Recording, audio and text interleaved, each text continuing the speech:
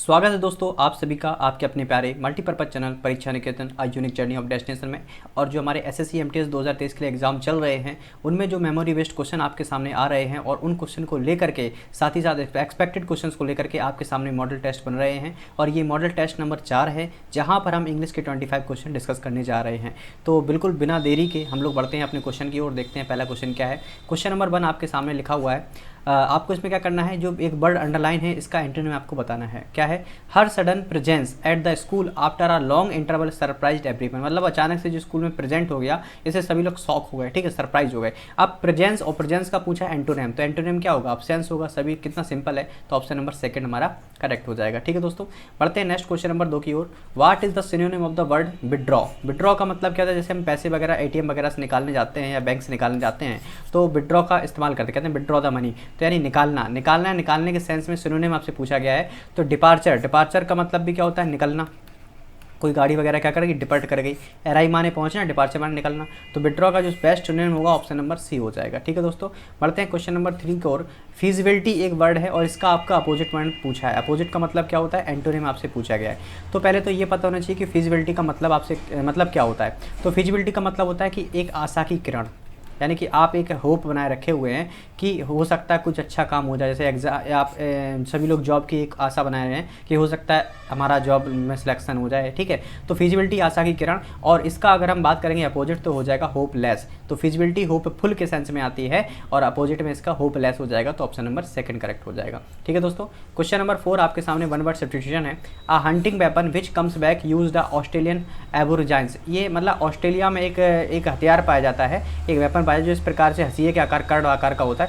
इसको जब घुमा के फेंको तो ये पूरा घूम करके वापस से जहाँ से फेंका गया था उसी स्थान पर वापस आ जाता है। तो इसको बोलते क्या हैं? इसको बोलते हैं बूमेरैंग। क्या बोलते हैं इसको? बूमेरैंग बोलते हैं। तो ऑप्शन नंबर 1 इसका करेक्ट हो जाएगा। ठीक है दोस्तों, तो यहाँ पर इसका एक्सप्लेनेशन भी दिया गया है, हिंदी में देख सकते हैं कि एक घुमावदार छड़ी जो किसी विशेष तरीके से फेंकने पर उस व्यक्ति के पास वापस आ जाती है जिसने इसे फेंक दिया था। ठीक है, ये ऑस्ट्रेलिया के आदिवासियों द्वारा शिकार और युद्ध के लिए इस्तेमाल की जाने वाली घुमावदार छड़ी होती है। ठीक है, स्लिंग शॉट क्या है? ये इसमें क्या होता है? एक बाई आकार की छड़ी होती है जिसमें लोचदार का एक टुकड़ा लगा होता है जो फैल जाता है बाद में। ठीक है, हार्पून क्या होता है? एक भाला टाइप का होता है। ठीक है, किटलेस क्या होता है? एक तेज़ धार वाली घुमावदार तलवार होती है। तो ये अलग अलग दिए गए हैं, लेकिन जो बूमरैंग है ये घूम करके उसी स्थान पर आ जाता है जहाँ से इसको फेंका गया था। तो ऑप्शन नंबर इसका 1 करेक्ट हो जाएगा। नेक्स्ट क्वेश्चन नंबर 5 की ओर देखते हैं क्या है।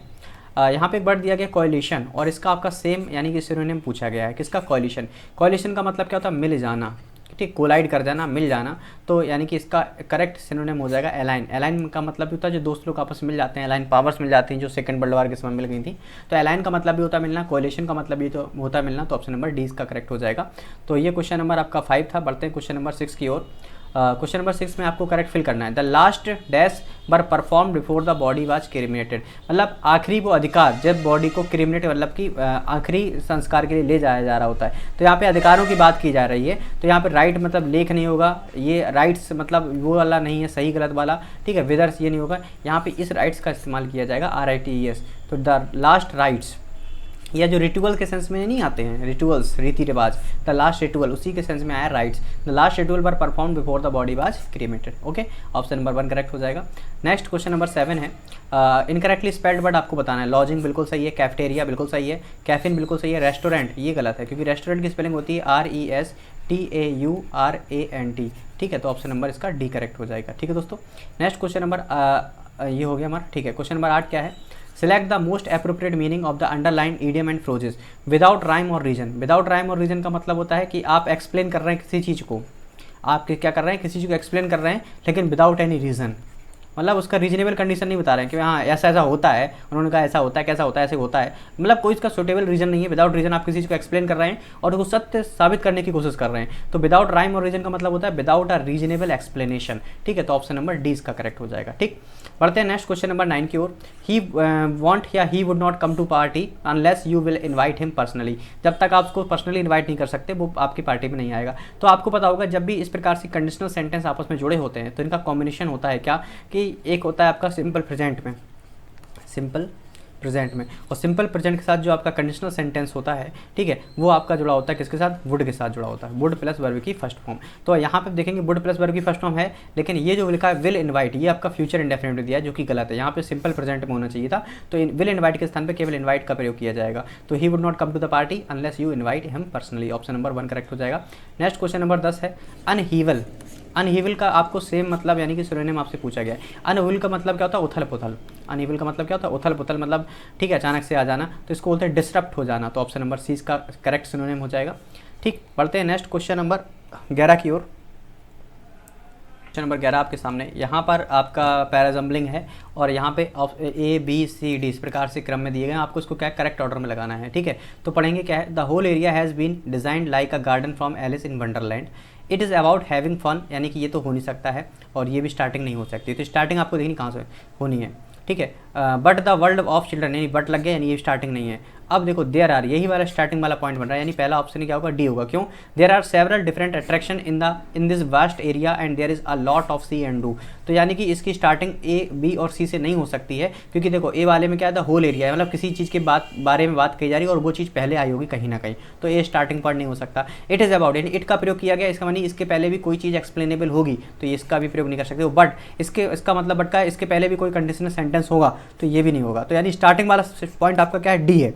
अब या तो आप डी ए भी इस तरीके से क्रम में लगा लो, लेकिन आप थोड़ा समय बचाना चाहते हैं और अगर ऑप्शन पर ध्यान देखें तो डी से स्टार्ट होने वाला केवल एक ऑप्शन है, डी ए से बी, ऑप्शन नंबर सी। तो बस यही हमारा क्रम हो जाएगा। ठीक है, तो ज़्यादा आपको दिमाग नहीं लगाना, थोड़ा आपको एक्टिव भी रहना पड़ेगा। ठीक, तो ये क्वेश्चन नंबर 11 था। बढ़ते हैं क्वेश्चन नंबर 12 की ओर। क्वेश्चन नंबर 12 देखिएगा क्या है, यहाँ पे एक वर्ड लिखा है प्रोहाइबिटेड। ठीक है, प्रोहाइबिट का अपोजिट मीनिंग पूछा है। प्रोहाइट का मतलब होता है किसी चीज़ का विरोध करना, किसी चीज़ को रोकना। ठीक है, और प्रोहाइट का आपका अपोजिट क्या हो जाएगा, परमिट करना, मतलब अलाउ करना। तो ऑप्शन नंबर 2 इसका करेक्ट हो जाएगा। ठीक, तो ये क्वेश्चन नंबर कौन सा था आपका, 12 था। बढ़ते हैं क्वेश्चन नंबर 13 की ओर।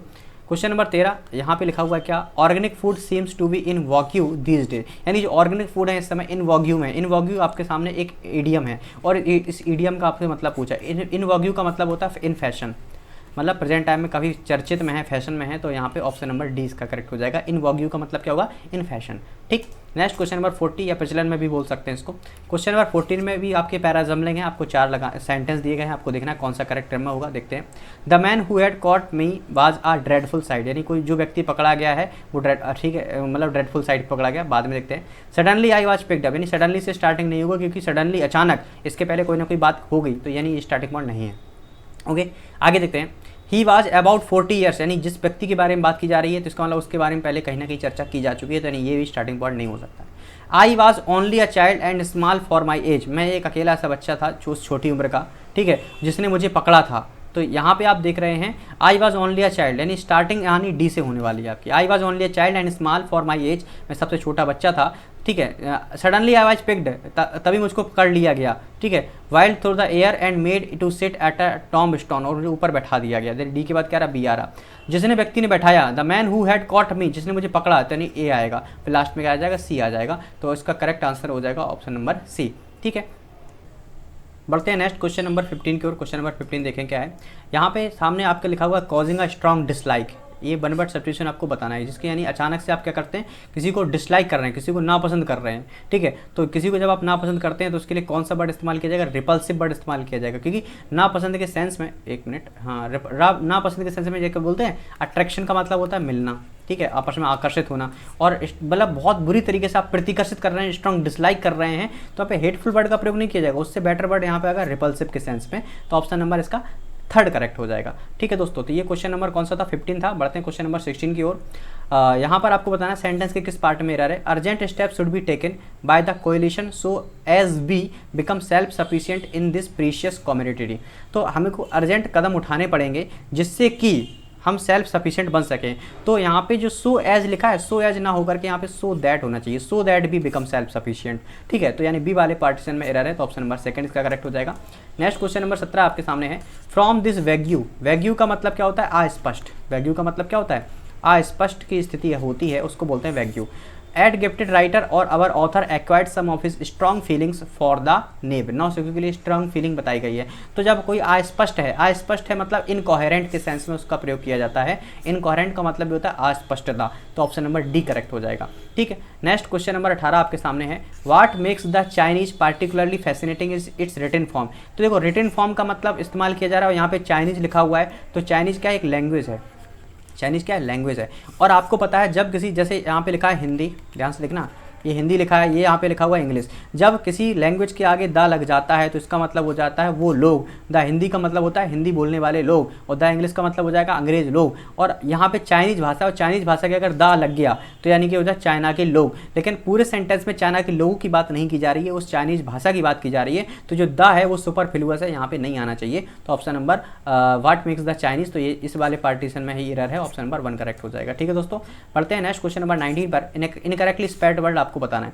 रॉकेट बिल्कुल सही है, रॉग्यू बिल्कुल सही है, रोस्टर ये भी सही है, रॉकेरी ये आपका गलत है, ROCKERY यहाँ पे होना चाहिए था। ठीक है, तो ऑप्शन नंबर सी में आपका एरर है। ठीक है, बढ़ते हैं क्वेश्चन नंबर 20 की ओर। Mister Sharma is kind as his father, मतलब मिस्टर शर्मा इतनी दयालु हैं जितने कि उनके पापा। तो यहाँ पे as kind as his father ये होना चाहिए था। तो यहाँ पे ऑप्शन नंबर बी सब्स्टिट्यूट होगा इसका। नेक्स्ट क्वेश्चन नंबर 21 है, यहाँ पे 21 से 25 तक आपका क्लोज टेस्ट है, आपको करेक्ट फिल करना है। यहाँ पे क्या है, communication is very important for all beings, animals and humans use their own separate language, किसके लिए, टू कम्युनिकेट। तो यहाँ पे ऑप्शन नंबर 1 करेक्ट हो जाएगा। ठीक है, नेक्स्ट क्वेश्चन देखते हैं क्या है, टू कम्युनिकेट हो गया था। आगे देखो, with one another because no one can survive without communication, मतलब कोई भी बिना कम्युनिकेटिंग के नहीं रह सकता है, कम्युनिकेटिंग। तो ऑप्शन नंबर यहाँ पे फर्स्ट करेक्ट हो जाएगा। ओके, बढ़ते हैं नेक्स्ट क्वेश्चन नंबर पे। यहाँ पे देखो, communication refers to the exchange of thoughts and ideas to convey information. Communication is two way street that includes vocalization, जिसमें क्या इंक्लूड होता है, वोकलाइजेशन इंक्लूड होता है, बोलने की प्रक्रिया। ऑप्शन नंबर 1 करेक्ट हो जाएगा। नेक्स्ट देखेंगे, the importance of communication skills can not be understand, यानी कि जो महत्वता है कम्युनिकेशन स्किल की, इसको अंडर एस्टिमेट नहीं किया जा सकता है। ठीक है, इट इज़ बीन नहीं, इट इज़ बीन नहीं होता, इट हैज़ बीन होगा। क्या होगा, इट हैज़ बीन, क्योंकि देखो बीन लगा हुआ है। It has been known that long before when language was yet to be invented people used hand gesture. जब भाषा का इन्वेंशन नहीं हुआ था तब लोग क्या करते थे, हाथ के गेस्चर्स का प्रयोग करते थे। लास्ट क्वेश्चन देखेंगे क्या है, the lack of effective communication skills, यानी कि जो कमी है इफेक्टिव कम्युनिकेशन की skill has a negative impact. इसका क्या होता है, नेगेटिव इम्पैक्ट पड़ता है on the personal as well as professional life, personal life पर भी और प्रोफेशनल लाइफ पर भी। तो ये दोस्तों हमने वो 25 क्वेश्चन डिस्कस किए हैं जिनकी आने की संभावना बहुत ज़्यादा है, और इनमें से बहुत सारे क्वेश्चन ऐसे हैं जो रिपीट हैं, आपके पिछले वाले पेपर में पूछे गए थे। ठीक है, ये memory based paper plus expected question की टेस्ट सीरीज और पूरा मॉडल पेपर है। तो आई होप दोस्तों को, आप लोगों को ये वीडियो पसंद आई होगी। तो आप अपना सपोर्ट बिल्कुल बनाए रखें। आपका एक लाइक, आपका एक शेयर, आपका एक सब्सक्राइब मुझे मोटिवेट करता है आगे इस प्रकार की वीडियो बनाने के लिए। तो मिलते हैं हम लोग नेक्स्ट प्रैक्टिस सेशन में, तब तक के लिए ध्यान रखें अपना और टेक केयर, बाय बाय।